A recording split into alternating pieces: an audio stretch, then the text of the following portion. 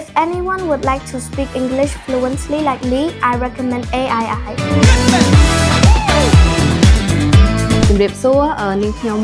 ឈ្មោះនិរដីដែលជាម៉ាក់របស់កូនស៊ីមសារីណាដែលមកពីសាលា AI សាខាសែនសុខចាហើយនាងខ្ញុំក៏ជាអតីតសិស្សនៃសាលា AII ដែលចូលរៀននៅឆ្នាំ2006និងបញ្ចប់ការសិក្សាក្នុងឆ្នាំ2009ក្នុងកម្រិត AEP Program ហើយស្វាមីរបស់នាងខ្ញុំក៏ជាអតីតសិស្សសាលា AII ផងដែរ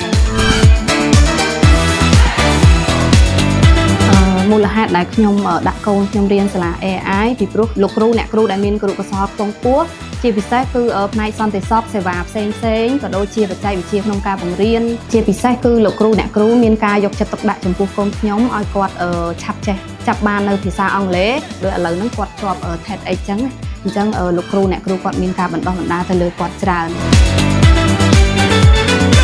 ពីខ្ញុំដាក់គាត់នៅមជ្ឈមណ្ឌល AI មកកូនខ្ញុំមិនដែលឲ្យខ្ញុំទៅអង្គុយមើលគាត់ធ្វើ homework ទេគឺគាត់យល់ពី homework ដែលគ្រូដាក់គាត់ឲ្យគាត់ហើយគាត់ចេះធ្វើបានទាំងអស់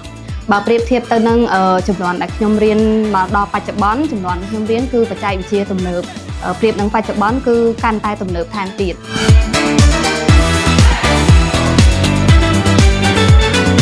មូលហេតុដែលខ្ញុំថាមានបច្ចេកវិទ្យាទំនើបខ្លាំងជាងមុនដោយសារតែមជ្ឈមណ្ឌលសាលា AI បន្ថែមនឹងកម្មវិធី Class Dojo ដែលអាចឲ្យខ្ញុំមើលសកម្មភាពកូនរៀននៅក្នុងថ្នាក់ដូចជាលោកគ្រូអ្នកគ្រូផ្ញើនឹងសញ្ញាកិច្ចការសិស្សកិច្ចការសាលាក៏ដូចជាលំហាត់ផ្សេងដូចជាការញ៉ាំអីនៅក្នុងថ្នាក់ឲ្យខ្ញុំតាមដានកូនខ្ញុំបានចាមូលហេតុដែលខ្ញុំណែនាំអាណាព្យាបាលផ្សេងឲ្យដាក់កូននៅមជ្ឈមណ្ឌល AI ពីព្រោះតែខ្ញុំសង្កេតឃើញថាកូនខ្ញុំពេលដែលបន្ទាប់ពីរៀនសាលា AI ហើយគាត់មានភាពក្លាហានក្នុងការសិក្សាគាត់ក្លាហានក្នុងការប្រកួតប្រជែងជាមួយនឹងកម្មវិធីផ្សេង Ladies and gentlemen, the question I want to ask you today is what is Gen Alpha and what problems are we facing on daily basis?